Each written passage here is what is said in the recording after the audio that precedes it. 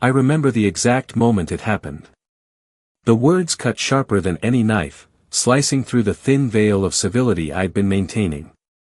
She leaned over, lips curled with that practiced sneer, and whispered loud enough for the cluster of colleagues behind us to hear, "Sit somewhere else. You're embarrassing me, Doss. Embarrassing me." The audacity. I froze, just for a heartbeat. I let my glass rest lightly on the table, my fingers grazing the condensation, pretending it didn't matter. I didn't raise my voice, didn't turn red, didn't flinch outwardly. I merely inhaled, slow and deliberate. Inside, a storm had erupted. Something died. The office party continued around us, the chatter, the laughter, the clinking of glasses. They blurred into a dull, meaningless noise. I watched her glide away, heels clicking, perfectly composed, as if she had just performed some heroic act. And I watched the others.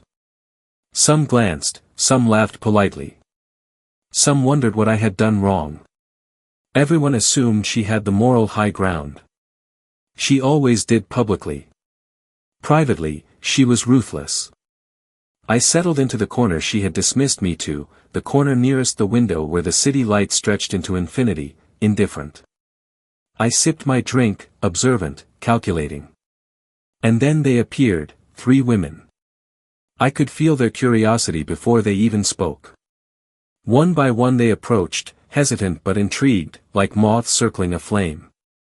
It was the subtle shift in their body language, the way their eyes lingered on me a beat too long, the slight smile tugging at the corners of their lips. I didn't move. I didn't invite them. They gravitated to me naturally. Within 10 minutes, the corner was no longer mine alone. 3 sets of eyes were fixed on me, subtly competing for my attention, leaning in as I gave measured words, nods, small smiles. They didn't know it, but I was aware of the symphony I had orchestrated silently. My wife, who had thought she was publicly shaming me, was now watching from across the room. Her eyes widened, a flicker of panic betraying her composed facade. I didn't need to act. I merely existed. The seed of revenge had been planted in that moment. It wasn't spite. Not yet. It was the realization that her power relied entirely on perception. And I had just shifted perception. I replayed her words in my mind over and over as I left the party later, embarrassing me, the casual cruelty, the deliberate public undermining. Every insult, every cold glance, every whispered slight had accumulated like sediment over years. That corner, that silent rejection, was just another layer. I had tolerated too much, too many small deaths of dignity.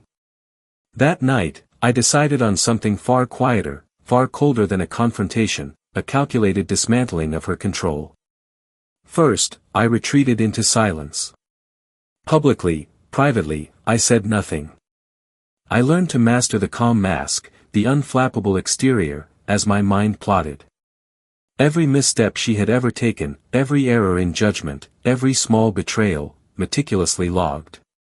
I began watching her, noting vulnerabilities she never considered exposing. Her colleagues, her habits, the trivial weaknesses she disguised as strengths, all of it would become a map. And I, the navigator. I didn't act immediately. I let the idea marinate, let the tension build. She didn't notice at first. She assumed I was brooding, sulking in the corner of some metaphorical office. She never suspected strategy. That was my advantage. She had underestimated the patient, silent mind of the person she had humiliated. Step 1 was subtle. In the following weeks, I adjusted my presence in the office without drawing attention. I became the calm center, the quiet observer who never embarrassed her or anyone, but whose work quietly surpassed expectations. Projects I touched seemed to gain momentum. Deadlines became seamless. My reputation, once neutral, began to glow with competence. Meanwhile, she remained publicly the dominant partner, socially polished, commanding, but vulnerable to scrutiny. Step 2 came from social manipulation. Remembering the office party, I knew perception was everything.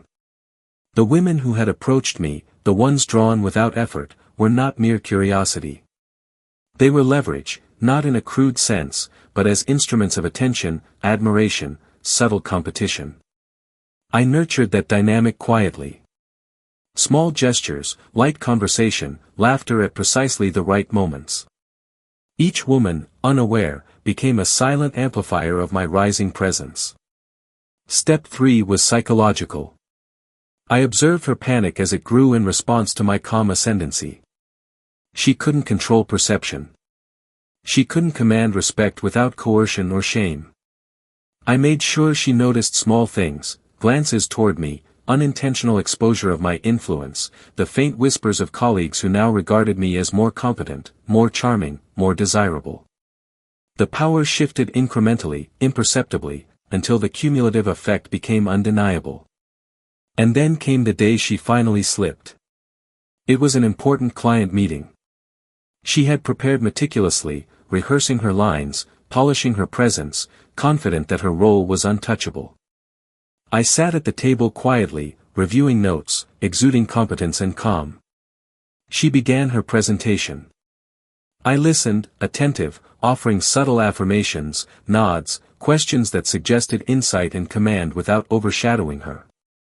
Then came the question from a client she hadn't anticipated. Her polished response faltered. I leaned in. I offered a concise solution, delivered in a way that highlighted her hesitation without outright undermining her. The room shifted. Attention subtly began to center on me. I did not seize it. I merely guided it with quiet precision. By the end of the meeting, the client left impressed, mentioning my name first. She realized, in a slow, creeping panic, that the control she wielded socially and professionally had been quietly eroded, and she knew who had done it.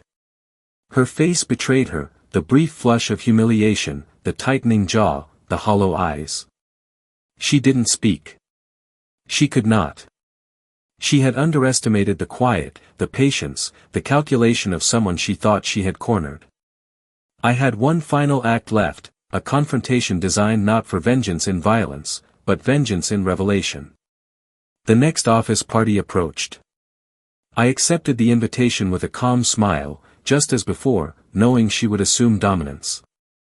She arrived confident, poised, prepared to publicly shame. I found my corner, the same one she had banished me to months ago, and sat quietly. I watched her enter the room. The room itself seemed indifferent, yet now people glanced toward me first. The women from months before, they returned. 1, 2, 3. Each carried a subtle elegance, a discreet allure, their attention on me as I casually engaged. They vied for conversation, subtle gestures of admiration spilling into the periphery. She noticed the moment her gaze met mine.